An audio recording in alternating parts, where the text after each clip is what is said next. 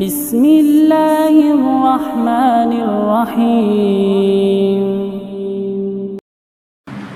حضرات ذی وقار رسول اللہ صلی اللہ علیہ وسلم کی سیرت،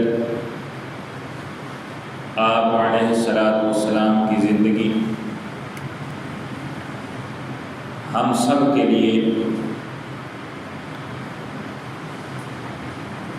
تمام لوگوں کے لیے، ہر عمر کے لوگوں کے لیے، ہر جنس کے لیے، ہر دور میں مشعل راہ ہے۔ کسی عمر میں بھی انسان ہو، مرد ہو یا عورت ہو، وہ رسول اکرم صلی اللہ علیہ وسلم کی سیرت سے اپنی زندگی کی گائیڈ لائن لے سکتا ہے، اس کو مل سکتی ہے۔ یہ موضوع بڑی ہی اہمیت کا حامل ہے،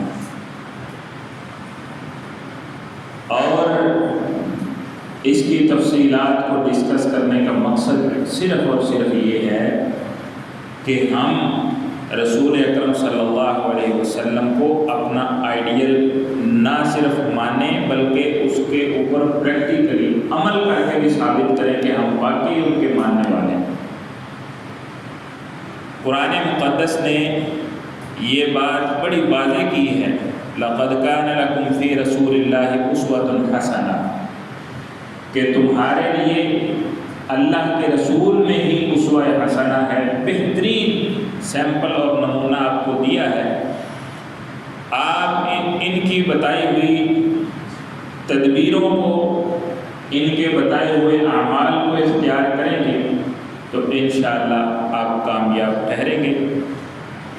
اور قرآن مجید کے اندر اللہ رب العالمین نے یہ بھی ارشاد فرمایا ہے، مَن يُطِعِ الرَّسُولَ فَقَدْ أَطَاعَ اللَّهَ، جو رسول کی بات کو مانتا ہے وہ حقیقت میں اللہ کی بات کو مان رہا ہے۔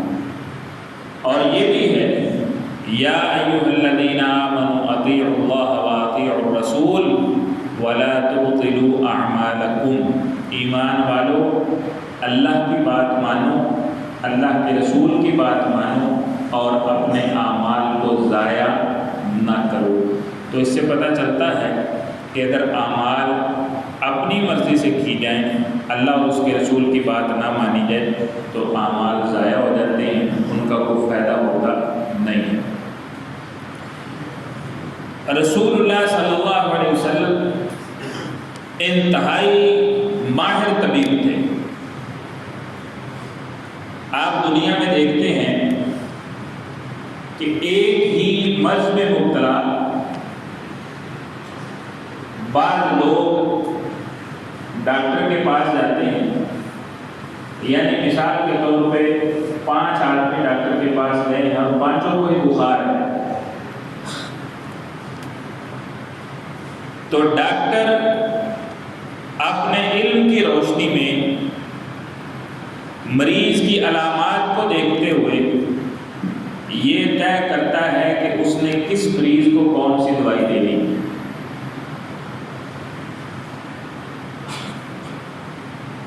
کسی کا بخار ملیریا ہو سکتا ہے، اس کی دوائی الگ ہوگی، کسی کا بخار ڈینگی ہو سکتا ہے، اس کی دوائی الگ ہوگی، کسی کا بخار ٹائیفائڈ ہو سکتا ہے،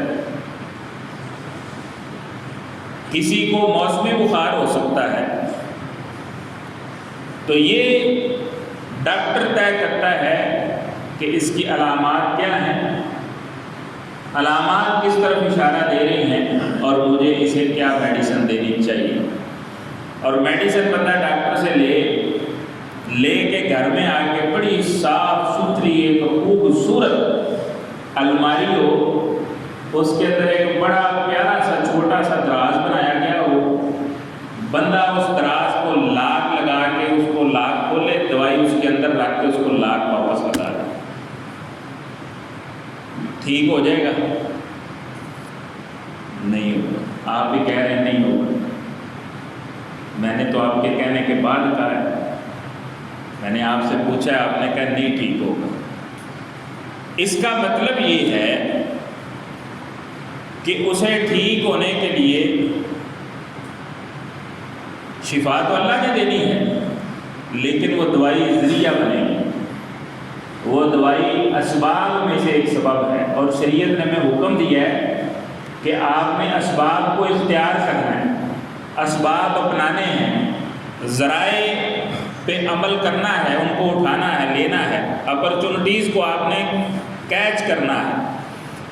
بندہ دوائی کھا لیتا ہے، اللہ تعالیٰ شفا دے دیتے ہیں۔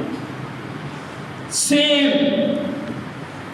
یہی مثال آپ اس انداز میں سمجھیں کہ رسول اللہ صلی اللہ علیہ وسلم انتہائی ماہر طبیب تھے، اور آپ علیہ السلام کی جو میڈیسن تھی وہ روحانی بیماریوں کا علاج تھا۔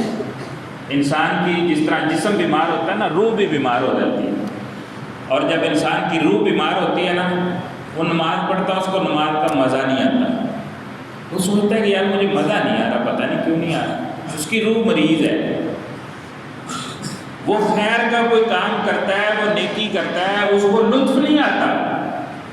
حقیقت یہ ہے کہ جو اللہ کے ولی دنیا میں ہیں یا گزرے ہیں، وہ اللہ کی عبادت بہت زیادہ اس لیے کرتے تھے کہ ان کو اس عبادت کے اندر لطف آتا تھا، ان کو مزہ آتا تھا عبادت کر کے۔ کیوں؟ روحانیت بہت مضبوط تھی، روحانیت تگڑی تھی۔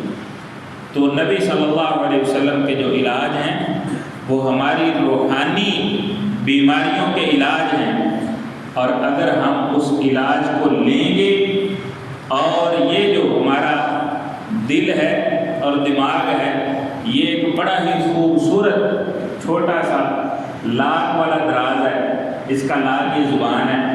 آپ کسی کو نہ بتائیں میں نے اندر کیا رکھا ہے، کسی کو کیا پتہ ہے، تو یہ آپ لاک کھولتے ہیں تو پتہ چلتا ہے کہ آپ کے اندر کیا بھرا ہوا ہے اور کیا آپ کے اندر سے نکل رہا ہے۔ تو ہم نے رسول اللہ صلی اللہ علیہ وسلم سے اس میڈیسن کو لیا ہے جو کہ علم کی روشنی میں ہمیں ملی۔ نبی صلی اللہ علیہ وسلم سے احادیث لی ہیں، جنت کے راستے پوچھے گئے ہیں، آپ سے وہ احادیث ہم نے سنی ہیں، ہمیں بتایا گیا ہے کہ اللہ اور اس کے رسول کی بات مانیں گے تو کامیابی ملے گی، نہیں تو نہیں ملے گی، ہمیں یہ معلوم ہے، لیکن ہم نے اس میڈیسن کو دراز میں رکھا ہوا ہے۔ ہمیں پتہ ہے کہ ہمارے لیے آئیڈیل شخصیت وہ صرف اللہ کے رسول صلی اللہ علیہ وسلم کی ہے۔ اس کے باوجود کئی لوگ کسی اور کو امام بنا کے ان کو آئیڈیل سمجھتے ہیں، اور ان کی ہر کہیں بات کے پیچھے جاتے ہیں۔ نبی صلی اللہ علیہ وسلم کی بات اگر چھوٹ بھی جائے تو وہ کہتے ہیں کوئی بات نہیں، امام تو راضی ہے، ہمارے پیر صاحب تو راضی ہیں، ہمارے بزرگ تو راضی ہیں، ہمارے شیخ تو راضی ہیں۔ تو یہ بھی سمجھ لیں کہ علم ہے، میڈیسن ہے، اس کو دراز میں رکھا ہوا ہے، جب تک اس میڈیسن کو کھائیں گے نہیں تو وہ منزل ملے گی نہیں، اس سے ہم دور رہیں گے۔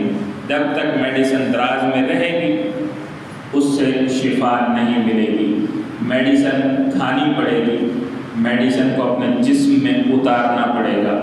آئیے میں آج آپ کو صرف اس مختصر سے وقت میں رسول اللہ صلی اللہ علیہ وسلم کی حکمت اور آپ کی دانائی اور آپ کی کچھ دی ہوئی دوائی کے حوالے سے آگاہ کرتا ہوں۔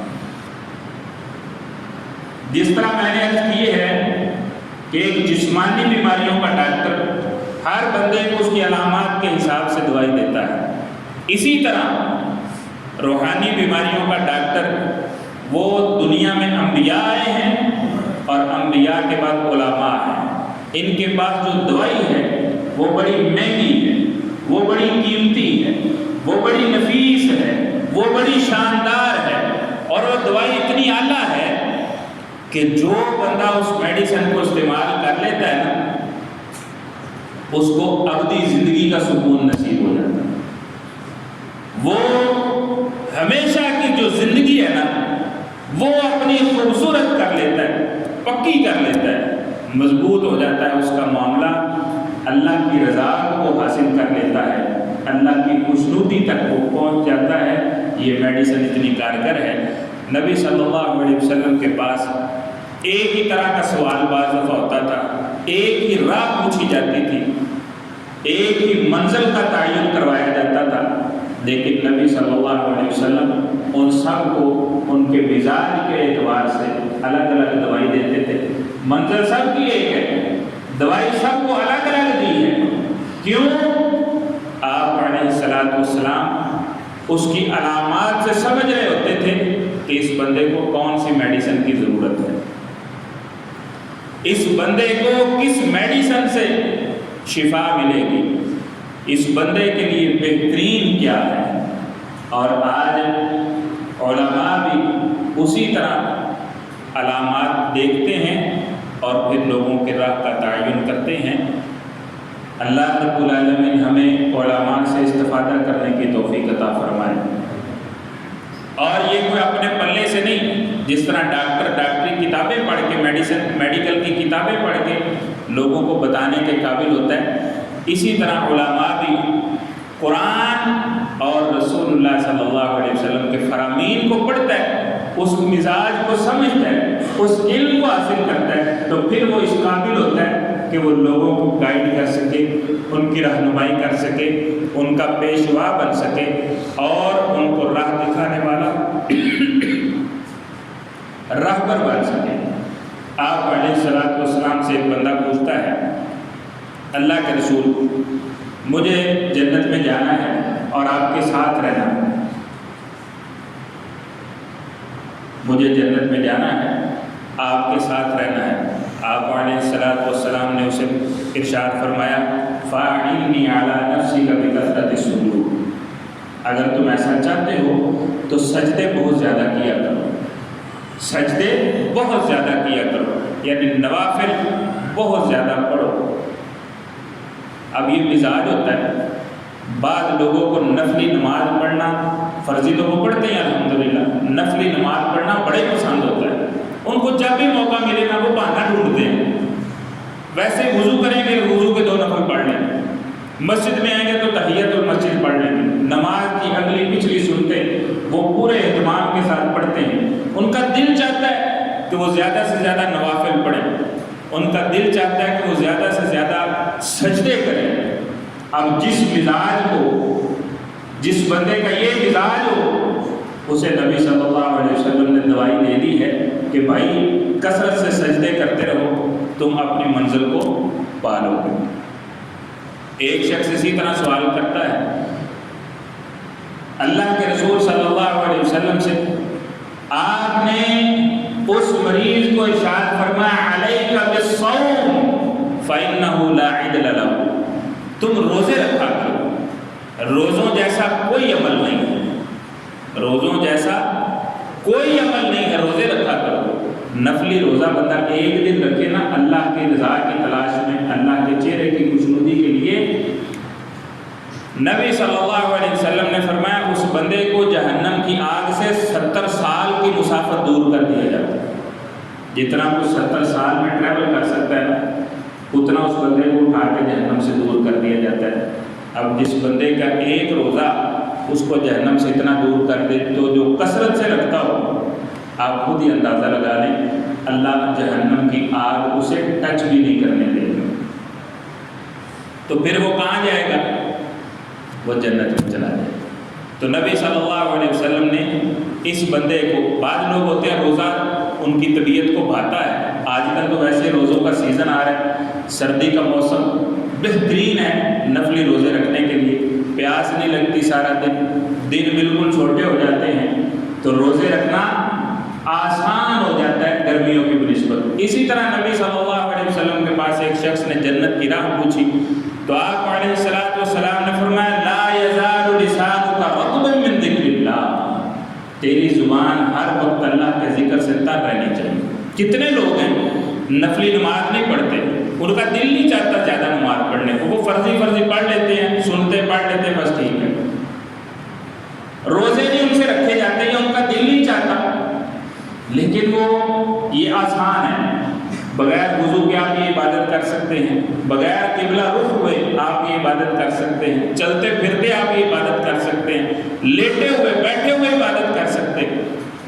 آپ کسی جگہ پہ ویٹ کر رہے ہیں تو آپ یہ عبادت کر سکتے ہیں کہ اللہ کا ذکر آپ جاری رکھیں۔ تو بعض ایسے مزاج ہوتے ہیں جو اللہ کا ذکر بہت زیادہ کرنا پسند کرتے ہیں، وہ ان کی زبان پہ کچھ نہ کچھ چلتا رہتا ہے، سبحان اللہ پڑھتے رہتے ہیں، سبحان اللہ و بحمدہ سبحان اللہ العظیم پڑھتے رہتے ہیں، کچھ کلمے کا ورد کرتے رہتے ہیں، لا الہ الا اللہ محمد رسول اللہ پڑھتے رہتے ہیں۔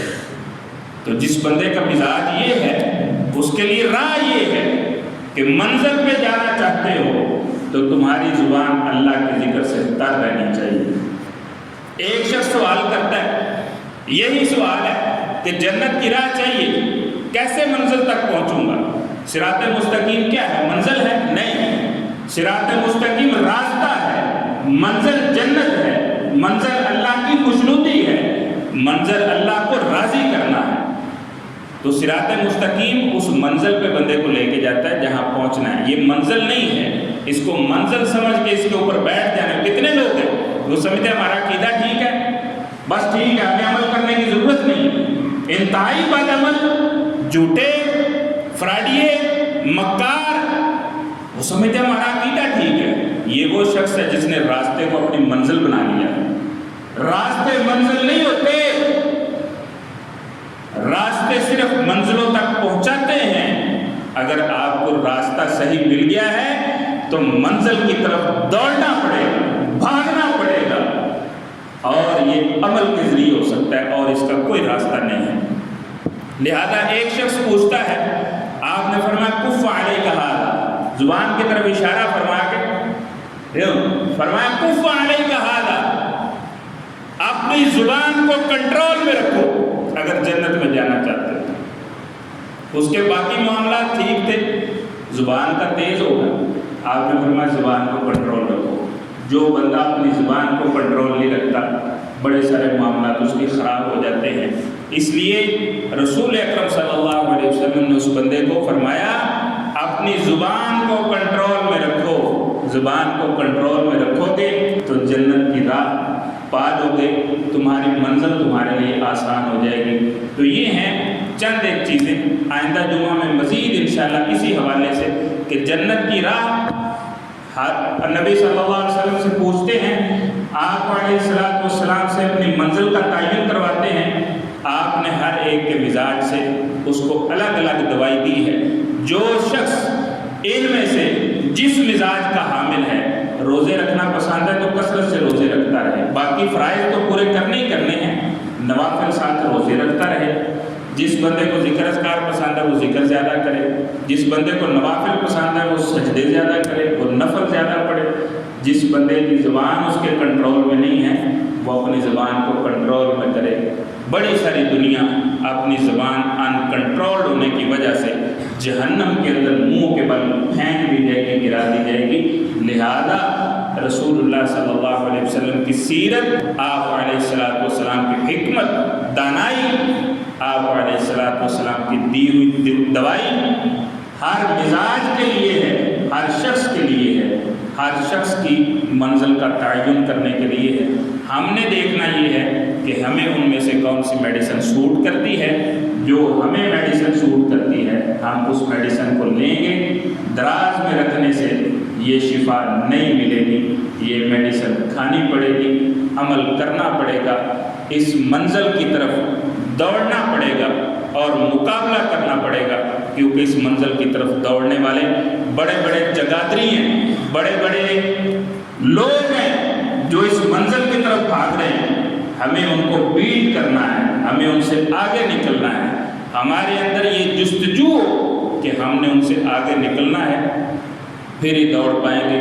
جس بندے کو پہلے پتا ہو میرے کو نہیں نسیا جانا، اس نے کیا خار بھاگنا ہے۔